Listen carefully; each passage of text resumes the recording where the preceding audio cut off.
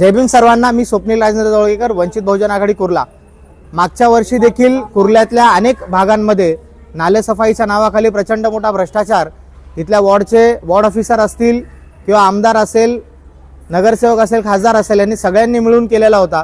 यावेळेस सत्तेत बदल झाला महानगरपालिकेच्या, परंतु मुंबईकरांच्या परिस्थितीत काही बदल झालेला आपल्याला दिसणार नाही।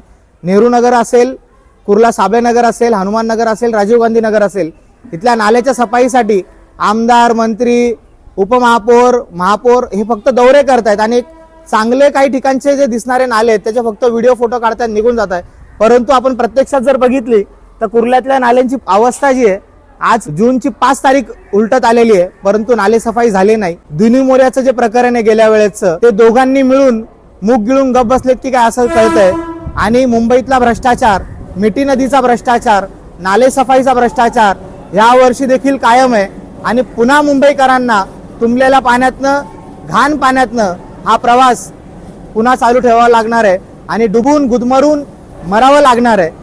तर मी इथल्या प्रशासनाला, एलवाड विभागच्या अधिकाऱ्यांना आणि मुंबई महानगरपालिकेला आवाहन करतो, हे नाळे तात्काळ साफ करा, अन्यथा वंचित बहुजन आघाडी आपल्या कार्यालयाला धडक दिल्याशिवाय राहणार नाही। जय भीम, जय भारत।